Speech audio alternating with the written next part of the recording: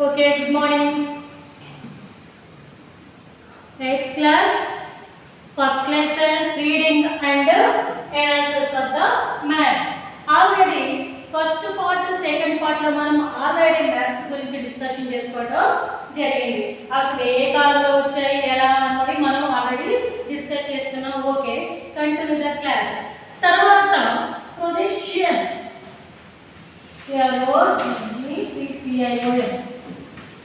In a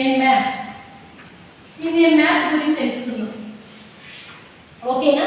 చూడండి, as you know the world is like a ball, but when we draw it on the paper you cannot show the convention on how to show it is a flat.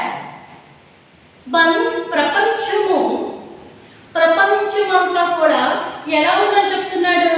The world is like A ball. ప్రపంచమంతా కూడా ఎలా ఉందంటే ఒక ball మాదిరిగా. బంతి ఎలా ఉంటుంది? రౌండ్గా ఉంటుంది కదా. ప్రపంచం బంతి మాదిరిగా గుండ్రంగా ఉంటుందని మనకి తెలుసు.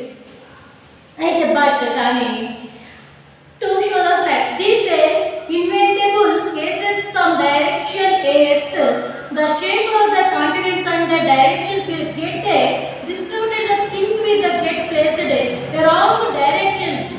Soldiers needed correct direction and a shape so that they could identify the landmarks.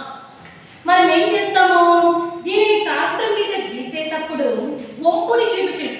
మనం గ్లోబ్ చూస్తాం. గ్లోబ్ ఎలా ఉంటుంది? ఇలా వంగి ఉంటుంది కదా. ఇలా వంగి ఉండడాన్ని మనం చూస్తాం.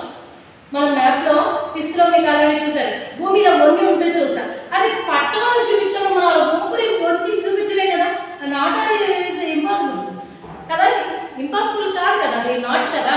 కాబట్టి కాగితం మీద గీసేటప్పుడు వంపుని చూపించలేము. కాబట్టి దాన్ని ఎలా చూస్తాము? బల్ల పరుపుగానే మనము గీయటం అనేది జరుగుతూ ఉంటుందన్నమాట.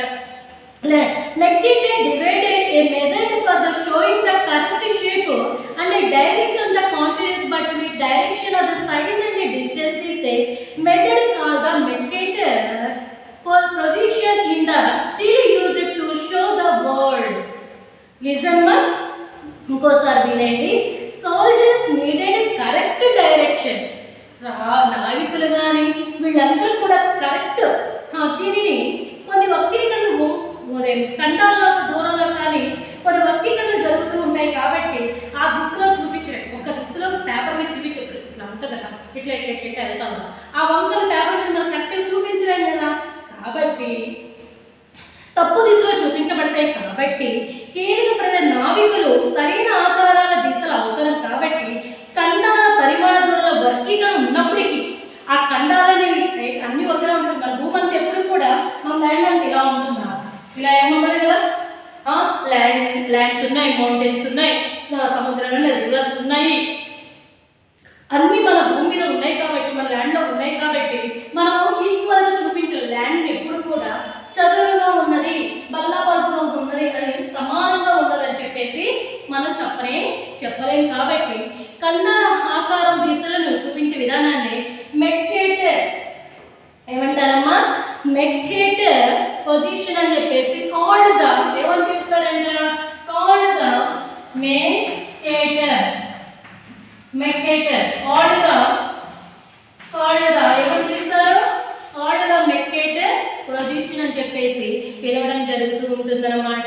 ఈ మెర్కేటర్ పొజిషన్ అంటారు. ప్రపంచం చూపించిన నేటికి ఈ పద్ధతిలో ఉపయోగిస్తున్నారు. అలా వర్గీకరణ లేకుండా ఒక ప్రత్యేకంగా అంటే చక్రంగా చూపించడానికి ఎవరికి ఏం చూపిస్తున్నారంట? ఇతరులే చూపించడం అనేది జరుగుతూ ఉన్నదన్నమాట. నెక్స్ట్ చూడండి, పేజ్ నెంబర్ 6లో చూడండి. When the British established their power in India, they began making detailed maps of the areas of the country. They established a department called the Survey of India. British వాళ్ళు చూడండి, భారతదేశము అనేది ఎలా ఉందంట? నాలుగు వైపులు ఎలా ఉన్నదని, భూమి ఎత్తుగా పల్లముగా ఉన్నదా, పీఠభూములు, పర్వతాలు, లోతులు, స్థలాలు పరిశీలించి సర్వే ఉపయోగించి రాయడాన్ని ఏమంటారంటే ఏమంటారు? Survey of India. ఏమంటారు?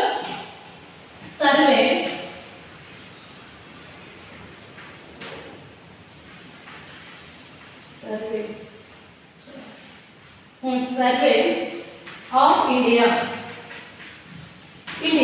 సర్వే ఆఫ్ ఇండియా అని పిలవడం జరుగుతుంది. జేమ్స్ రెనాలే సర్వే చూడండి భారతదేశం యొక్క చూడండి మనకి ఒకసారి చూడండి.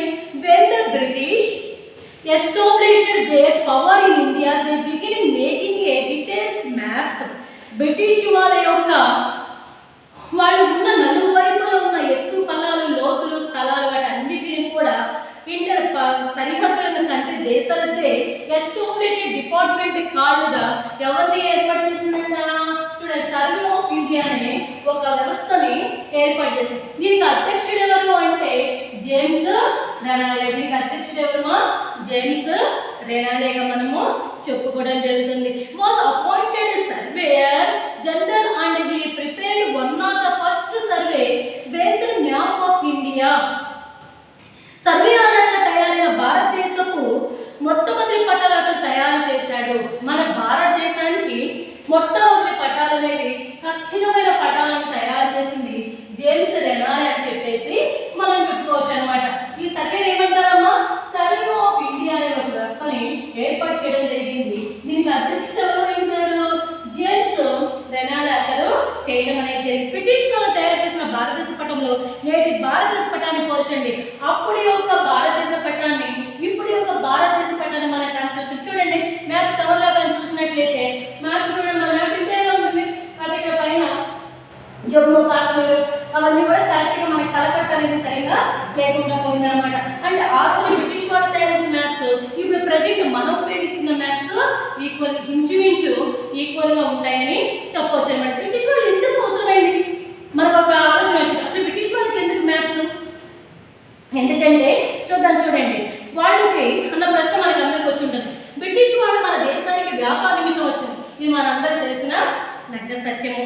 వ్యాపారాలు చేస్తూ రాజుల మధ్య ఉన్నటువంటి శత్రుభావాలు వాళ్ళు తెలుసుకున్నారు. చూడండి రాజులు ఎప్పుడు కూడా ఈక్వల్గా ఉంటారా? ఉండరు. ఆ రాజ్యానికి రాజుకి ఈ రాజ్యంలో రాజుకి ఎప్పుడు కూడా ఎలా ఉంటాయి? ఆ రాజ్యాన్ని నేను ఆక్రమించుకోవాలి, ఈ రాజు అనుకుంటాడు ఆ ప్రాంతాన్ని నేను ఆక్రమించుకోవాలి, అన్ని ప్రాంతాలను నా స్వాధీనంలో ఉంచుకోవాలని రాజుల మధ్య కూడా ఎప్పుడు ఎలా ఉంటుంది? ఘర్షణ, శత్రుభావం అనమాట. ఉంటారు కదా ఎనిమిస్ అనమాట. శత్రువులు వాళ్ళు ఉండడం అనేది జరుగుతూ ఉంటుంది. అయితే ఒక రోజులో ఇంకో రాజుతో యుద్ధం చేస్తూ ఆ రాజు వద్ద ట్యాక్స్ వ్యాపారం చేయడానికి అనువుగా ఫస్ట్ కొంతకాలానికి వీళ్ళు వ్యాపారంలో పుంజుకున్న రాజులు పక్కకు తప్పించి వారికి వచ్చిన రాజును నియమించుకోవడం జరిగింది. ఈ బ్రిటిష్ వాళ్ళు ఏం చేస్తారు? వాళ్ళ రాజుల మధ్య చేసేసి వాళ్ళు వ్యాపారాలు చేస్తూ ఉండగా ట్యాక్స్ అని మనం ఏం చెప్తాము? పన్ను అని చెప్పి చెప్తాం. అలా విధించడం తర్వాత ఉన్న రాజులు వాళ్ళు పక్కన తప్పించేసి బ్రిటిష్ వాళ్ళు వాళ్ళకి ఇష్టమైన రాజులు జనరల్ని ఏం చేశారంట?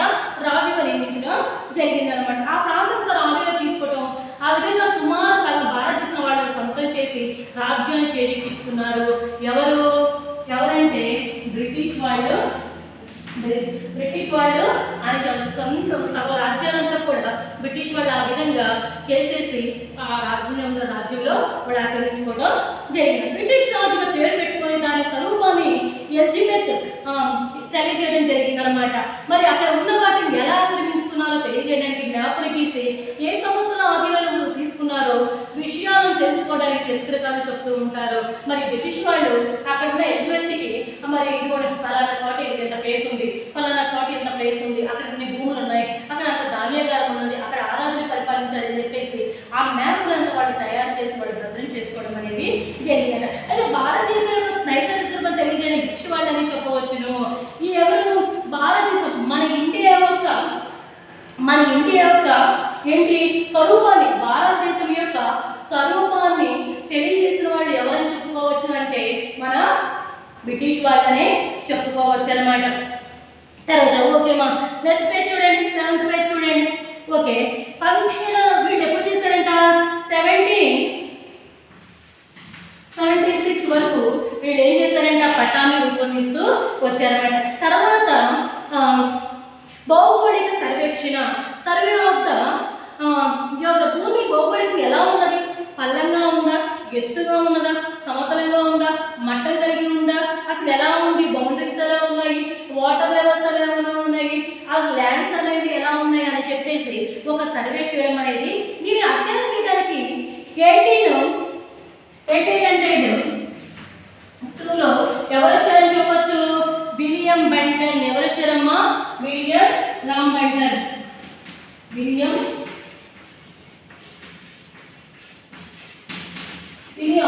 లాంగ్ బెంటన్ ఏం చేశారంట?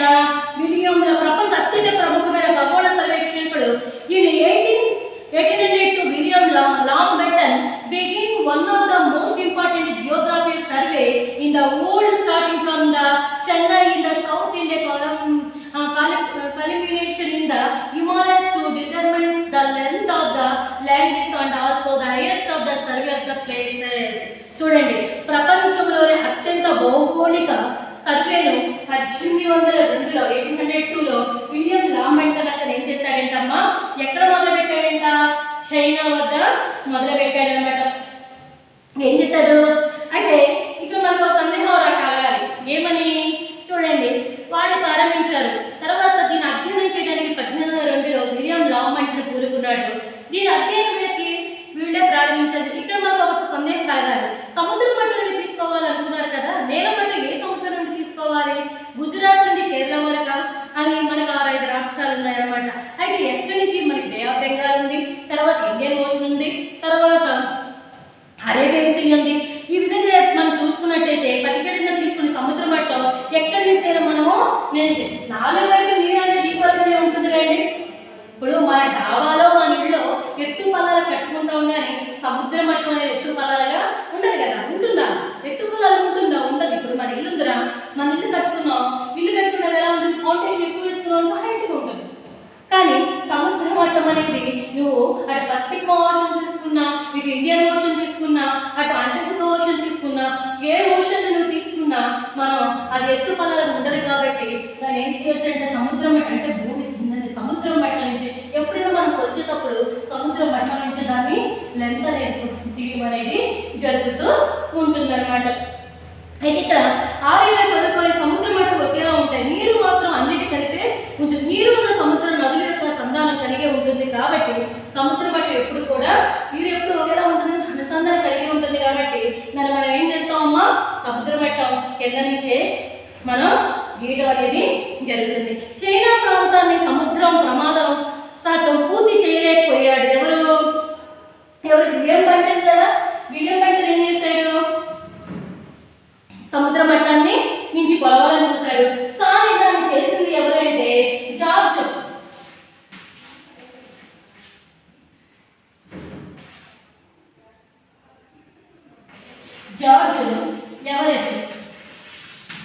ఎవరెస్ట్ ఏం చేశాడంటే చూడండి, the survey that completed of George Everest, it is the survey which established that Mount Everest is the highest peak in the world.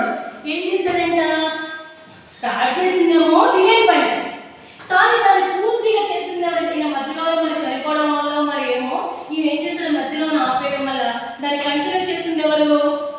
George Everest. కాబట్టి ఈ పర్వతానికి ఎత్తు సముద్ర మట్టాలుగా కొలుస్తారు. కాబట్టి సముద్రం నుంచే పర్వతాలను ఎక్కడి నుంచి కొలుస్తారంటే సీ లెవెల్స్ నుంచి కొలుస్తారు. కాబట్టి సముద్రం మట్టం నుంచి పర్వతాలను కొలుస్తారు. కాబట్టి ఆధారంగా దీన్ని సర్వే చేయడం సముద్ర తీరమైన చెన్నైలో మొదలైంది. ఎక్కడ మొదలైందంటమ్మా? చెన్నైలోనే. ఈ సముద్ర మట్టం ఎవరెస్ట్ ఎక్కడ మొదలుపెట్టారంట? చెన్నైలోనే ఏం చేశారంట? మొదలు పెట్టడం అనేది జరిగిందని చెప్పవచ్చు. ఎవరెస్ట్ శిఖరాన్ని ఎక్కడి నుంచి మొదలుపెట్టి, ఏ సముద్రం నుంచి మొదలు పెట్టారు? చెన్నై నుంచి మొదలు పెట్టారు. నేను కంప్లీట్ చేసింది ఎవరు? George Everest. అసలు స్టార్ట్ చేసింది ఎవరు? William long Ben Ten. అర్థమైందా మీకు? విలియం లాంగ్ బెంటన్ అతను ఏం చేశాడంట? సర్వే చేయడం అనేది జరిగిందని చెప్పొచ్చు అనమాట. చూడండి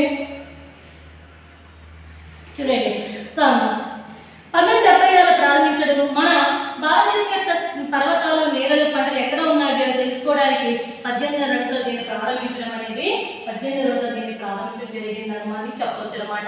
అయితే చూడండి, దీనిని ఒక్కొక్క ప్రాంతాల్లో ఒక్కొక్కలాగా పిలుస్తారన్నమాట.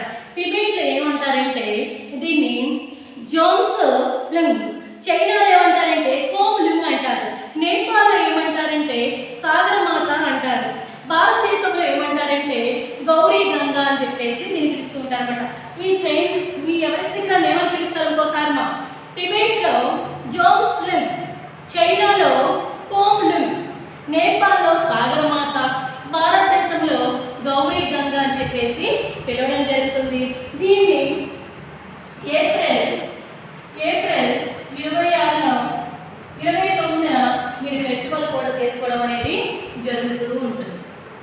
అర్థమైందా నాన్న?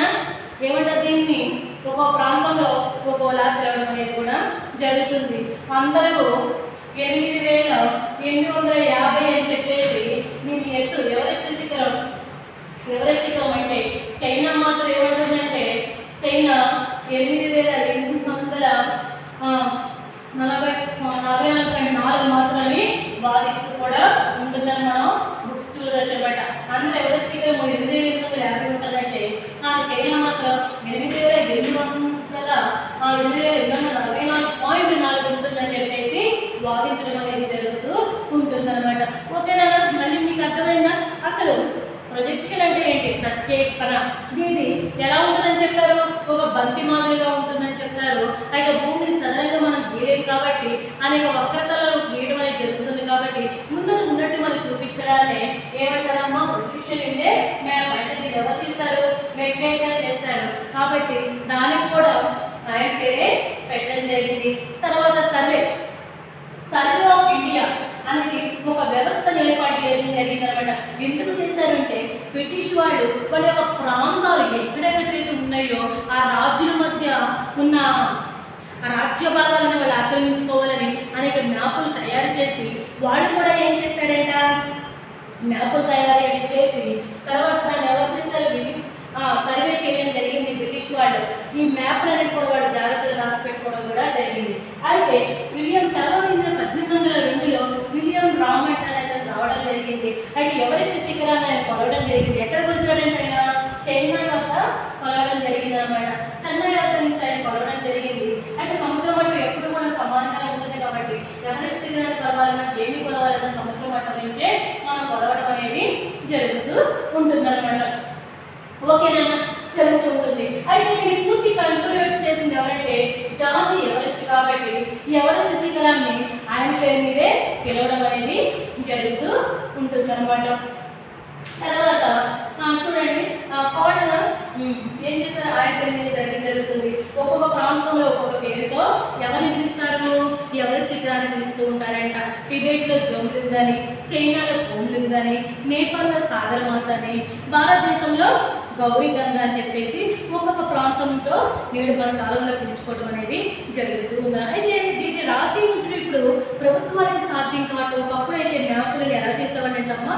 చాలా జాగ్రత్తగా భద్రపరిచేవాడు అనమాట. దాన్ని చాలా రహస్యంగా ఏం చేసేవాళ్ళంట? మ్యాప్లు ఉంచడం అనేది జరిగింది. సీక్రెట్గా ఉంచేవాళ్ళు. కానీ ఇప్పుడు మనకు అనేక టెక్నాలజీస్ రావడం వల్ల ఎక్కడ ఏమున్నది, ఏ ప్రాంతం ఏముంది అనేది కూడా మనం ఈ మ్యాప్స్ అనేది ఉపయోగించి చాలా ఈజీగా మనం తెలుసుకోవడం అనేది జరుగుతూ ఉంటుంది. ఓకే, తర్వాత ఏంటంటే ఓకేమా? అర్థమవుతుందా క్లాస్? అర్థమవుతుందా? కాన్సెప్ట్ మీకు అర్థం కావాలన్నా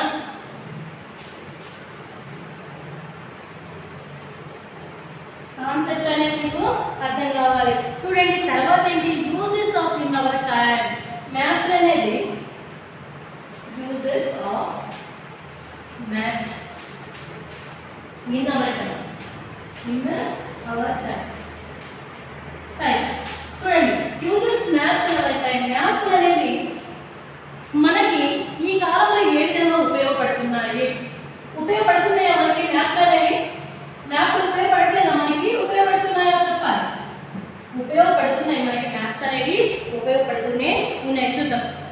యుద్ధాలకి మనకి మ్యాప్స్ అనేవి uses of the maps for planning agriculture development. అగ్రికల్చర్కి, డెవలప్మెంట్ ఆఫ్ ద కంట్రీస్కి, అగ్రికల్చర్కి. చూడండి first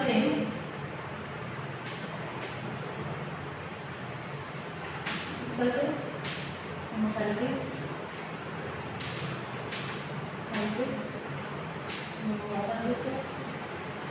water resource,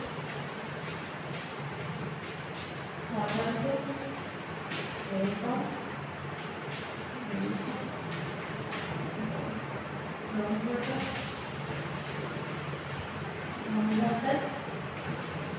groundwater, industries,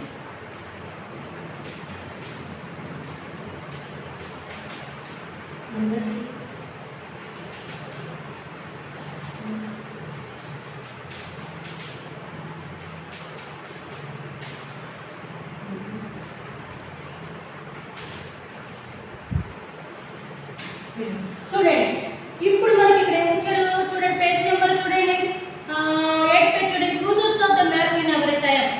మనకి ఇప్పుడు ప్రెజెంట్ ఉన్న కాలాల ప్రకారం మనం చూసుకున్నట్టయితే మనకి మ్యాప్లు అనేవి అనేక విధాలుగా కూడా ఉపయోగపడుతూ ఉన్నాయి.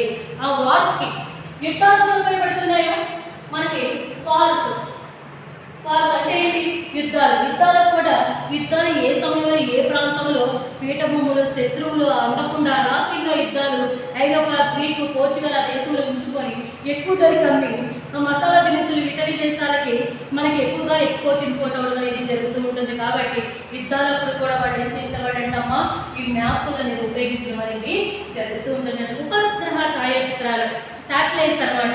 ఎక్కడ ఎడారి ఉందో మనకి ఇప్పుడు చూడండి, శాటిలైట్స్ ద్వారా ఉపగ్రహాల ద్వారా మనం ఏం వెళ్ళిపోతున్నామో అంతరిక్షంలోకి వెళ్ళిపోతాం లేదా, అక్కడ ఏముందో కూడా మనం ఏం చేయగలుగుతున్నాం అంతరిక్షంలో తెలుసుకోగలుగుతాం లేదా. అసలు మానవుడికి అసాధ్యమైనది ఏదైనా ఉన్నా అతికి కూడా మనం అంతా కూడా చూడండి, ఈ రోజున మనం ఇంట్లో ఉండి కూడా ఆన్లైన్లో పాఠాలు విన్నాం టెక్నాలజీ అవును కదా. మరి ఇప్పుడున్న పరిస్థితి ఏంటి, మన కరోనా టైము, ఆ టైంలో కూడా మనం దాన్ని చేసుకుంటా మన టైంలో ఏం చేసుకోకుండా మనం ఈ సంవత్సరం వెయిట్ చేయకుండా ఆన్లైన్లో మనకి ఏం చేస్తున్నారు, మన ఆన్లైన్ వాళ్ళు పాఠాలు అనేవి మీకు అందించాలంటే చూడండి టెక్నాలజీ అనేది మనకి ఏ విధంగా ఉపయోగపడుతుంది కదా. చూసారు నేను ఎక్కడో ఉన్నా, మీరు ఎక్కడో కూడా మీ ఇళ్ళల్లో ఉన్నారు, అయినా కూడా మనం ఎలా ఆ విధంగానే ఈ ఉపగ్రహ అంటే శాటిలైట్స్ అనేవి పైకి అంతరిక్షంలోకి వెళ్ళి ఎక్కడ ఏమున్నాయి, ఎంత భూగర్భజలం ఉన్నది ఏంటి యథార్థంగా మనకి తెలియజేయడం అనేది జరుగుతుంది. వ్యాపారం ప్రస్తుతం అనేక విషయాలు వ్యాపారం నిమిత్తము మనకి చూడండి ఫోన్లు, ఒకప్పుడు ల్యాండ్ ఫోన్ ఉండేది కానీ ఇప్పుడు ఏంటి ఎవరి చేతిలో చూసినా ఫోన్, ఎవరి చేతిలో చూసినా ల్యాండ్ ఫోన్స్ ఉంటాయి. అది ఎక్కడైనా కూడా మనం వ్యాపారాలు అనేవి ఎంత లావాదేవీలు అనేవి కూడా మన వ్యాపారాలు చేసుకోవడం జరుగుతుంది. నౌకాయానం చూడండి, ఒకప్పుడు మనకి పడవలతోనే ఈ ఎక్స్పోర్ట్ ఇంపోర్ట్ అనేది జరుగుతూ ఉండేదన్నమాట అవును కదా. ఎక్కడికి వెళ్ళాలన్నా కూడా అనుభవం నుంచి ఏంటి ఆవకాయ నుంచి అనుభవం వరకు కూడా ఎందులో జరుగుతూ ఉంటాయండి, నౌకల ద్వారా ఏం జరుగుతుంది, పడవల ద్వారా మనకి ఏ దేశం నుంచి ఆవకాయ నుంచి అనుభవం వరకు కూడా ఇతర దేశాల పడవల్లో వెళ్ళిపోవడం జరిగింది. చూడండి ట్రాఫిక్ సమస్య ఉంటుంది కదా, మనకి ఏదైనా సమస్య వచ్చిందని లేదు. ఇప్పుడంటే చూడండి ఎక్కడైనా మనం వెళ్ళాలంటే ట్రాఫిక్ అడ్డైపోతుంది, స్కూల్కి వెళ్ళిపోవాలంటే ఆఫీస్కి వెళ్ళిపోవాలంటే ట్రాఫిక్ చోవల లేట్కి వెళ్ళిపోతూ ఉంటాం. కానీ పడవ ద్వారా అలా అవుతుందా అండి, కాదు. ఎంత దూరమైన మనకి ఎదురొచ్చేవాళ్ళు లేదు కదా, చక్కగా మనము దాటుకుంటూ వెళ్ళిపోవడం అనేది జరిగింది. అభివృద్ధి అనేది కూడా ఒకప్పుడు చూడండి సింగపూర్ దేశం అనేది చాలా చిన్నగా ఉండేది, అయితే అక్కడ మ్యాప్ల ద్వారా అక్కడ ఉన్న ఖనిజాలన్నింటినీ కూడా వాళ్ళకి తెలుసుకొని మ్యాప్ల ద్వారా ఈ దేశం ఇప్పుడు ఆ దేశం ఇతర దేశాలకు ఇంపోర్ట్ ఎక్స్పోర్ట్ చేసే దేశంగా ఎంత అభివృద్ధి జరిగింది. వనరుల సమస్యలు కృష్ణా గోదావరి సంతానమైన సింగరేణి బొగ్గు గనులు ఉన్నాయి, అక్కడ బొగ్గు గనులు మీరు ఎప్పుడైనా చూసారో సింగరేణి ఖమ్మం జిల్లాలో ఉంటుంది ఇటువైపు. అయితే అక్కడ మన సింగరేణి చాలా ఉందన్నమాట, ఆ బొగ్గు గనులు అక్కడ ఎంత ఉంది ఏంటి, ఆ బొగ్గు గనుల వల్ల ఏంటి అనేది కూడా మనకి మ్యాప్ల ద్వారా తెలుసుకోవడం అనేది జరుగుతుంటుంది. అగ్రికల్చర్ వ్యవసాయం ఏ ప్రాంతంలో ఎంత అగ్రికల్చర్ అనేది ఉంది, దాని డెవలప్మెంట్ ఏంటి అని తెలుసుకోవచ్చు. తర్వాత కంట్రీ దేశాలు ఏ దేశాలు ఎక్కడున్నాయి, ఏ దేశాలు అభివృద్ధి చెందినవి, ఏ దేశాలు అభివృద్ధి చెందలేదు. మనం కూడా చూడండి మ్యాప్లో చూస్తాం కదా, ఇది ఆసియా, ఇది ఆఫ్రికా, ఇది యూరప్, ఇది ఇటలీ ఉంది, అక్కడ అది ఉంది, ఇక్కడ ఉందని చెప్పేసి మన మ్యాప్లో చూడండి, మన వరల్డ్ మ్యాప్లో మనం ఎంత ఐడెంటిఫై చేస్తాము. మరి సముద్రాలు కూడా మీకు ఎగ్జామ్లో మనకి ఇస్తారు, క్వార్టర్లీ ఎగ్జామ్స్ అప్పుడు సెమ్ 2లో మనకి ఇస్తారు కదా, మ్యాప్ను పాయింట్ చేయడం ఇస్తారు కదా మనకి. ఎక్కడుంది మనకి మధ్యధరా సముద్రం ఎక్కడ ఉంది, తర్వాత అట్లాంటిక్ ఓషన్ ఎక్కడుంది, ఇండియా ఓషన్ ఎక్కడుంది, తర్వాత ఇటలీ ఎక్కడ ఉంది, జపాన్ ఎక్కడుంది అని చెప్పేసి మనకి ఇస్తున్నప్పుడు మనం మ్యాప్ ఏం చేస్తాం పర్టిక్యులర్గా ఇక్కడ అని చెప్పేసి మనం ఏదైతే ఐడెంటిఫికేషన్ చేస్తామో అదేవిధంగా వీళ్ళు కూడా ఏం చేస్తున్నారమ్మా అనేక దేశాలను కనుక్కొని మ్యాప్ల ద్వారా వాళ్ళు వాటిని డెవలప్ చేయడం అనేది మ్యాప్ల ద్వారా జరుగుతుంది. ఫర్ షోయింగ్ వాటర్ రిసోర్స్ అభివృద్ధి అనేది అదేంటి, ఏ వాటర్ సాల్ట్ వాటరా లేకపోతే మంచి నీరా ఏంటి అనేది కూడా ఉపయోగపడుతున్నారు. రెయిన్ఫాల్ మనకి వర్షపాతం కూడా మనం చూస్తూ ఉంటాం కదా. చూడండి మనకి వాతావరణ శాఖ వాళ్ళు ఉన్నారు, వాళ్ళు ఏం చెప్తారు మనకి, పలానా రోజు ఇదిగోండి ఈ 3 రోజుల వాన పడుతుంది, మీరు సముద్రాలు చేపలకు వెళ్ళొద్దు అని చెప్పేసి మనకి ఏం చెప్తూ ఉండడం అనేది జరుగుతూ ఉంటుంది కదా. వెళ్ళేది ఎప్పుడు మీరు ఇవి చూడండి, ఇప్పుడు బాగా తర్వాత మనకి వచ్చిన వాళ్ళే కదా మనకి చెప్తూ ఉంటారు వాతావరణ శాఖ వాళ్ళు, మీరు రోజు 3 రోజులు మీరు చేపలకు వెళ్ళొద్దు, వేటకు వెళ్ళొద్దు, అక్కడ తీర ప్రాంతాల వాళ్ళందరినీ ఖాళీ చేయండి అని చెప్పేసి మనకి అక్కడ వాతావరణం ఎలా ఉంది, అక్కడ రెయిన్ ఫాల్స్ ఏంటి అనేది కూడా మనకి చెప్పడం, సాయిల్స్ కానీ అక్కడ ఉన్న నేలల గురించి కానీ అన్నిటి గురించి కూడా మన మ్యాప్లో చూడండి. ఇండస్ట్రీస్ అనమాట, new setting upon new industries అనమాట, కొత్త పరిశ్రమలు. ఇక్కడ ఈ పరిశ్రమ పెడితే డెవలప్ అవుతుందా లేదా. కొన్ని చూడండి మనకి పెద్ద పెద్ద రెస్టారెంట్లు, ఇండస్ట్రీస్, పరిశ్రమలు పెడతారు. ఎక్కడ పెడితే అక్కడ పెడితే అది దానికి వల్ల యూజబుల్ ఉంటుందా. ఆ ఇండస్ట్రీ అనేది అందరికీ, ఆ ఇండస్ట్రీ వల్ల అక్కడ అందరికీ కూడా మనకి ఏమవ్వాలి, ఉపయోగపడాలి. కాబట్టి మనకి ఆ ఇండస్ట్రీస్ అనేవి పెట్టడం జరుగుతూ ఉంటుంది అనమాట. బిల్డింగ్స్, కొత్త కొత్త బిల్డింగ్స్, రోడ్స్, చూడండి కొత్త కొత్త ప్రాంతాలు కనిపెడుతూ ఉంటారు. 7వ నంబర్ జాతీయ రహదారి అని చెప్పేసి ఎలా అంటారు, 5వ నంబర్ జాతీయ రహదారి అని చెప్పేసి కూడలి ఉంటుంది కదా, అలాంటి కూడలన్నీ కూడా కనిపెట్టడం జరుగుతుంది.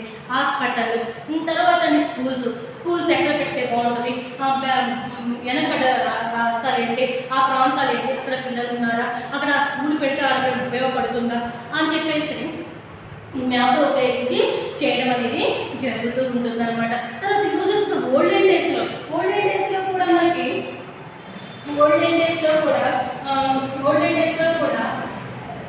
ఈ మ్యాప్స్ అనేవి యుద్ధాల వల్ల, తర్వాత ప్రాంతాలను ఆక్రమించుకోవడానికి వీటన్నిటికి కూడా మ్యాప్లు అనేవి మనకి ఉపయోగపడ్డాయని చెప్పవచ్చు అనమాట. ఓకేనా.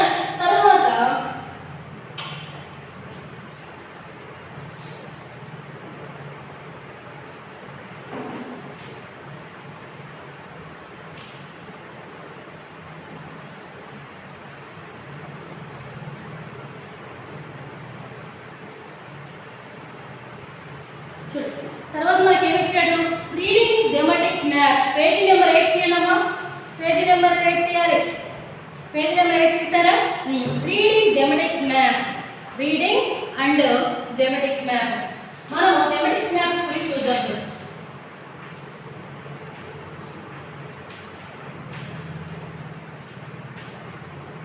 థెమాటిక్స్ మ్యాప్, మనకి థెమాటిక్స్ మ్యాప్ కదా చూసినట్లయితే మనకి ఏం చదువుతుంది, మనకి చూడండి విషయ నిర్దేశిత పటాలను. చూడండి usually map focus on only one aspect such map they call the thematics map. సాధారణంగా ఒక పటం యొక్క విషయ అంశంపై కేంద్రీకరిస్తుంది. ఇటువంటి పటాల విషయ నిర్దేశిత పటాలు అంటారు. ఒక్క విషయం మీదే, అది ల్యాండ్ అవ్వచ్చు, మౌంటైన్ అవ్వచ్చు, రెయిన్ ఫాల్స్ అవ్వచ్చు, తర్వాత రాష్ట్రాలు కావచ్చు, బౌండరీస్ కావచ్చు, పంటలు కావచ్చు, ఏమైనా కావచ్చు.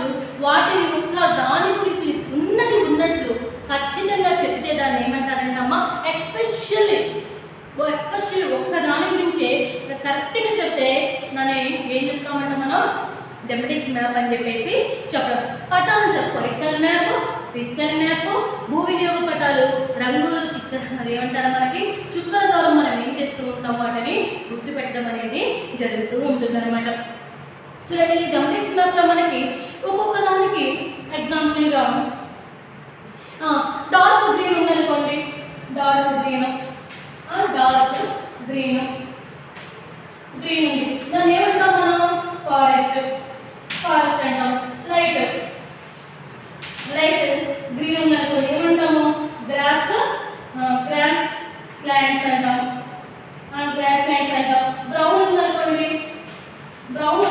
ఏమంటాం మనం land useful for agriculture.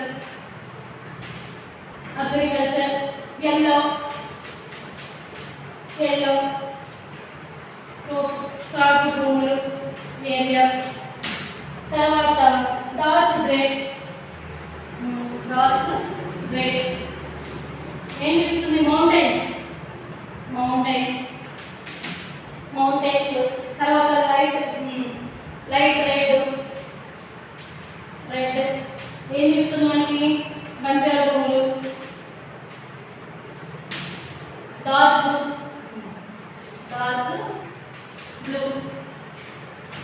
Blue ఏం చూపిస్తుంది ట్యాంక్స్, వాటర్ చూపిస్తుంది.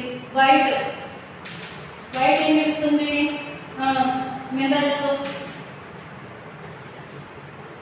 చూపిస్తుంది. Black in boundaries. చూడండి మనకి ఏం చేస్తున్నాయి ఇవి థెమాటిక్స్ మ్యాప్ అనేవి మనకి ఖచ్చితంగా ఏం చూపిస్తున్నాయి అంటే పటాలు తయారు చేయడంలో ఉపయోగించే విధానాన్ని భూ వినియోగ పటాలు అంటారు. అయితే నదులు, బంజరు భూములు, తర్వాత వాటర్ ఏంటి, ఇవన్నీ కూడా మనం ఒక్కొక్క రంగు అనేది ఇవ్వడం అనేది జరుగుతూ ఉంటుంది అనమాట. చూడండి, మనం ఏం చేస్తూ ఉంటామంటే ఫారెస్ట్ ఉందిరా, ఫారెస్ట్, గ్రీన్ ఫారెస్ట్ ఉంది. ఫారెస్ట్ అంటే ఎలా ఉంటుంది? థిక్గా ఉంటుంది. అవును కదా, థిక్గా చెట్లన్నీ దగ్గర ఇలా ఉంటే దగ్గరగా ఉంటాయి కాబట్టి వాటిని మనం ఏమంటాము? థిక్గా, అంటే థిక్గా గుత్తగా ఉన్నాయి కాబట్టి దాని గ్రీన్గా అంత పచ్చగా కనపడుతుంది కాబట్టి దాన్ని మనం ఏం పేరుస్తాము? ఫారెస్ట్, అడవిని చెప్పొచ్చు అనమాట. లైట్ గ్రీన్ అనుకుంది, లైట్ అక్కడక్కడ కనపడుతూ ఉంటే మనము గడ్డి భూములు అని చెప్పొచ్చు అనమాట. బ్రౌన్ తెలుసు కదా, కొండలు కూడా మనకి ఎలా కనపడుతుంటాయమ్మా? వ్యవసాయకరమైనవి చెప్పొచ్చు అనమాట. తర్వాత గడ్డి భూములు అని చెప్పొచ్చు. గోధుమ రంగు వ్యవసాయకరమైన పంటలు, డార్క్ గ్రే మౌంటైన్స్, తర్వాత లేత ఎరుపు బంజరు భూములు అని చెప్పేసి, తెలుపు ఖనిజాలు మినరల్స్కి, తర్వాత సరిహద్దులు బౌండరీస్ కూడా మనం ఒక్కొక్క దానికి ఒక్కొక్క పేరు ఇచ్చుకుంటాం. మనము ఐడెంటిఫై చేసుకోవచ్చు అనమాట. తెలియడం కూడా మనకి ఎలా ఉంటుందంటే ఈజీగా మనము ఐడెంటిఫికేషన్ అనేది అలా రంగులో ఉందనుకోండి, ఓహో ఇది నదిగా, ఇది పొలమా, ఇది నేల, ఇది బిల్డింగ్ అని చెప్పేసి మనము ఈజీగా ఐడెంటిఫై చేసుకోవడం అనేది జరుగుతూ ఉంటుంది అనమాట. తర్వాత మేకింగ్ తర్వాత రెమెడీస్ మ్యాప్ అర్థమైందా కదా? మనం ఏం చేస్తాము? ఇప్పుడు ఫారెస్ట్ ఉందనుకోండి, ఇది గ్రీన్ అని ఒక ఖచ్చితమైన ఇది ఫారెస్ట్ అని ఖచ్చితంగా మనకి ఏం చేస్తున్నది తెలియజేయడం అనేది జరుగుతూ ఉంటుంది అనమాట. అర్థమవుతుంది కదా? ఈ రెమెడీస్ మ్యాప్ వల్ల మనకి యూజెస్ ఏంటంటే ఖచ్చితత్వాన్ని, ఇది పలానా సో అని మనకి ఖచ్చితమైనది తెలియజేయడం అనేది జరుగుతూ ఉంటుంది. Make a population. తర్వాత ఏంటమ్మా? పేజ్ నెంబర్ 9 చూడండి. Make a population.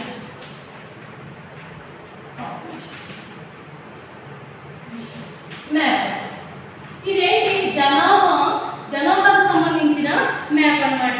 చూస్తే మనము ఉదాహరణ చూసినట్లయితే population can also be shown a map through the siding those are the called the population density map. ఉదాహరణకు మీరు ఒక విషయం చూడండి, తరగతిని చూస్తే మీ పాఠశాల చిత్రపటాన్ని తయారు చేయండి. ఇప్పుడు ఎగ్జాంపుల్గా జనాభా రాకొద్దు, ముందు మన క్లాసులోనే తీసుకున్నామరా. మన క్లాసులో ఎగ్జాంపుల్గా ఎలా అనుకున్నారు? పిల్లలు ఉన్నారని తీసుకున్నాం. అయితే తరగతి గదిలో విద్యలో ఒక చిన్న 5 విద్యార్థులు ఉన్నారనుకోండి, 40 మంది ఉన్నారు మన క్లాసులో.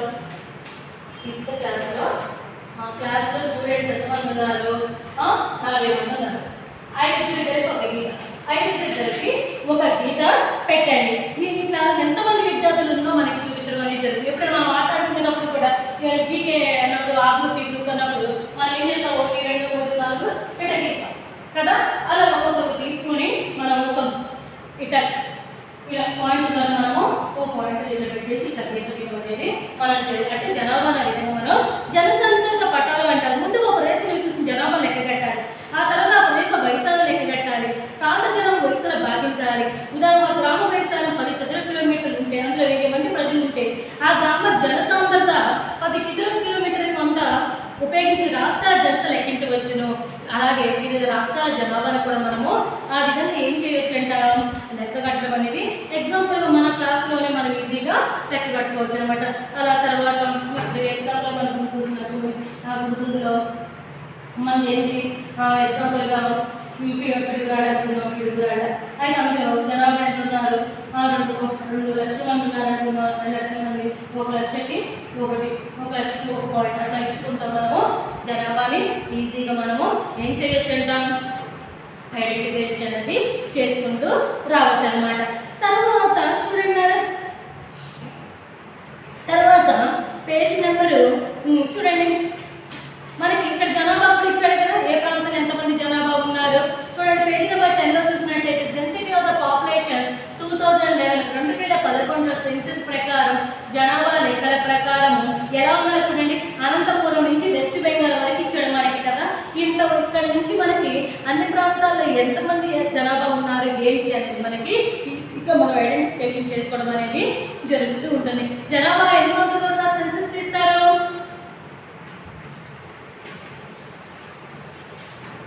10 సంవత్సరాలకు ఒకసారి జనాభా లెక్కలు అనేది మనకి తీయడం అనేది జరుగుతూ ఉంటుంది. కన్వెన్షన్ సింబల్స్ అనే మ్యాప్. తర్వాత ఏంటమ్మా? పటాల సంప్రదాయకంగా వాడే సంకేతాలు. మనం ఏం చేస్తాం? పటాల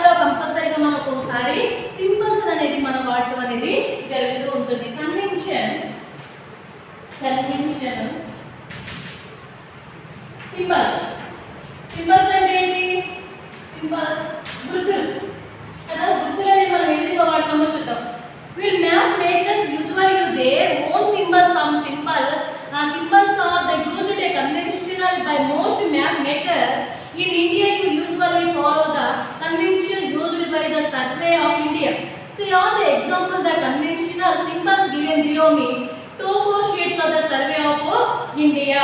అయితే ఈ టోపో షీట్స్ వల్ల మనకి ఏం జరుగుతుందంట, భారతదేశ సర్వేక్షణను ఉపయోగించే సంకేతాలు మన దేశంలో సాధారణంగా ఉపయోగిస్తుంటారు. ఉదాహరణ భారత సర్వే ఫోటో షీట్ ఉండే సంపద సంకేతాల కింద చూపిస్తూ ఉంటుంది అనమాట. చూడండి ఎగ్జాంపుల్గా ఇది ఉండేది, తర్వాత ఇదేంటి అదే మసీద్ అని, తర్వాత ఇది చెట్టు అని, తర్వాత ఏంటిగా ఇదేంటి రోడ్ అని చెప్పేసి, ఇది బ్యాక్ చేసి అని చెప్పేసి, తర్వాత ఏమున్నాయి పీఓ అంటే పోలీస్ స్టేషన్ అని, ఆర్ఓ అంటే రైల్వే స్టేషన్ అని చెప్పేసి ఒక్కొక్క దానికి ఒక్కొక్కటి మనము పెట్టుకోవడం అనేది జరుగుతుంది అనమాట. ఆ తర్వాత టవర్ టవర్ పెద్ద ఉంటుంది కదా టవర్ అని చెప్పేసి, తర్వాత రైల్వే అని చెప్పేసి, తర్వాత ఒక్కొక్క దానికి ఒక్కొక్కడ, తర్వాత చెరువు కానీ, తర్వాత సముద్రాలు ఇవి సముద్రాలు అని చెప్పేసి ఒక్కొక్క దానికి ఒక్కొక్క సింబల్ అని చెప్పేసి మనం ఈ టోపో షీట్స్ దేన్ని ఉపయోగిస్తామో మనం టోపో షీట్స్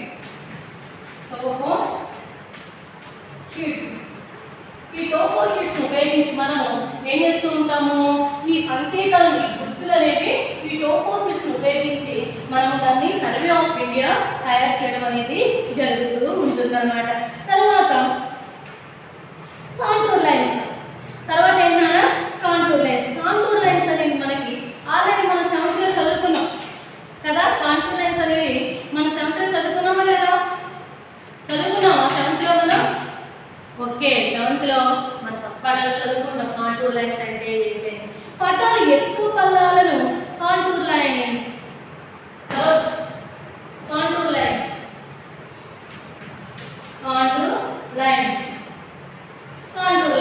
ఈ కాంటూర్ లైన్స్ అనేవి మనకి ఎందుకు ఉపయోగపడతాయి అంటే, to the contour lines map joining place are the same height measure from the sea level.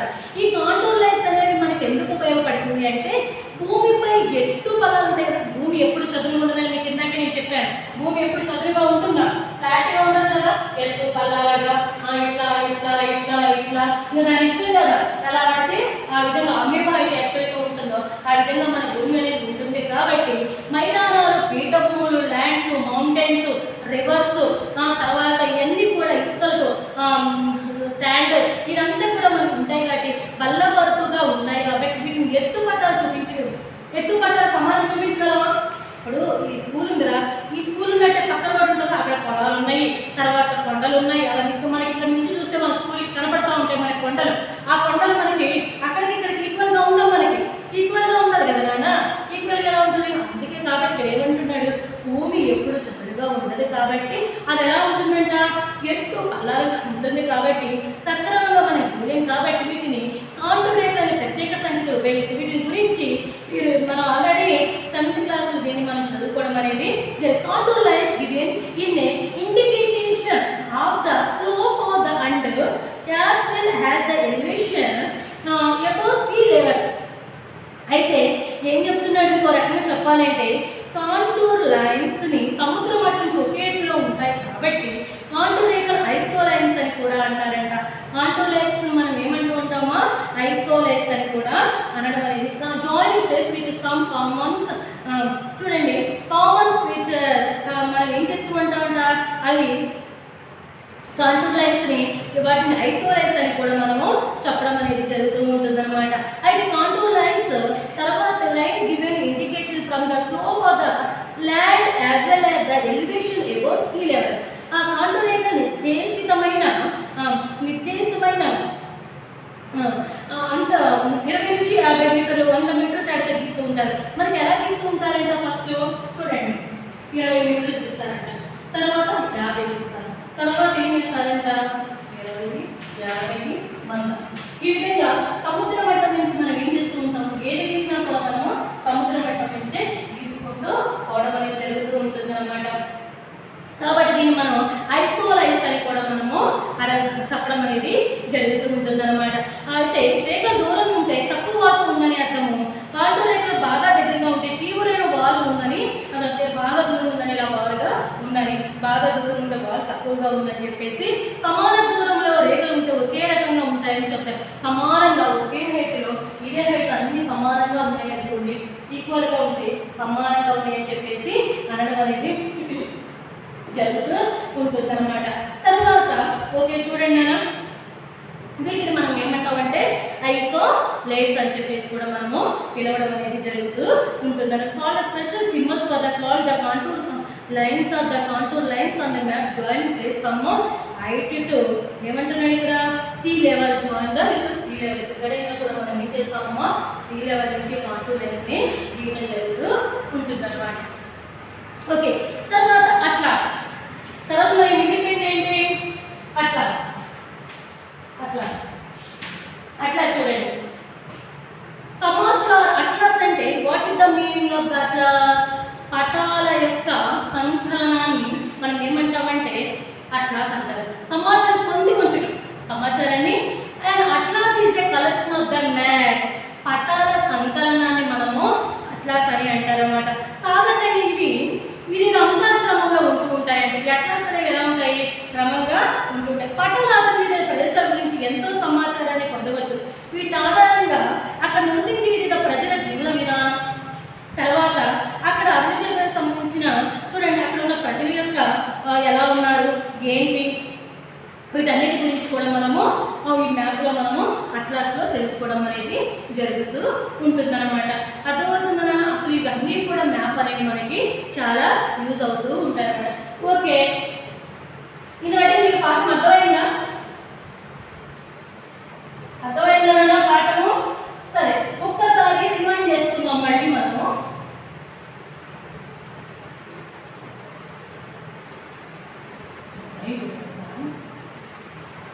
ఒక్కసారి మళ్ళీ మనము ఏం చేద్దాము, ఒక్కసారి పాఠాన్ని మళ్ళీ మనము ఒక్కసారి రీకాల్ చేసుకుందాం. ఓకేమా? ఓకే, ఒక్కసారి పాఠం చూద్దాం. మన ఈ పాఠంలో సుమేరియన్లు, బాబిలోన్స్, ఎకెటస్, అలెగ్జాండర్, టోల్మీ, ఇలియాస్, చైనా, డామింగ్ ఈ Europeans 15th century, 16th century, projection అంటే ప్రత్యక్షపణ, 1812 William Lambton, uses of the maps, reading దెన్స్ map, population, contour lines, topo lines, isolines, atlas, వీటన్నిటి గురించి కూడా మనము చదువుకోవడం అనేది జరిగింది. ఈ పటంలో అసలు మ్యాప్ అంటే ఏంటి, వాటిని ఎవరు తయారు చేశారు, ఏ కాలంలో తయారు చేశారు, ఆ తయారు చేసిన సుమేరియన్లు ఎవరు, బాబిలోన్స్ ఎవరు, అలెగ్జాండర్ ఎవరు, ఎకెటస్ ఎవరు, అవునా, అలెగ్జాండర్ ఎవరు, టోల్మీ ఎవరు, యూరోపియన్స్ ఎవరు, 15th century ఏంటి, బైబిల్లో ఏమొచ్చాయి, వాళ్ళు ఏం తయారు చేసిన మ్యాప్లు, 16th century, 15th century, తర్వాత ప్రొజెక్షన్ విలియం బెంటన్, తర్వాత uses of the maps, genetics maps అంటే ఏంటి, పాపులేషన్ మ్యాప్స్ ఏంటి, తర్వాత కాంటూర్ లైన్స్ ఏంటి, అట్లాస్ ఏంటి, కంప్లీట్గా లెసన్. ఇవన్నీ కూడా మనకి ఎందులో వస్తాయి, ఫస్ట్ లెసన్లో వస్తాయి అన్నమాట. వాట్ ఈస్ ద మ్యాప్ అంటే ఏంటో రాసుకోండి, క్వశ్చన్స్ రాసుకోండి.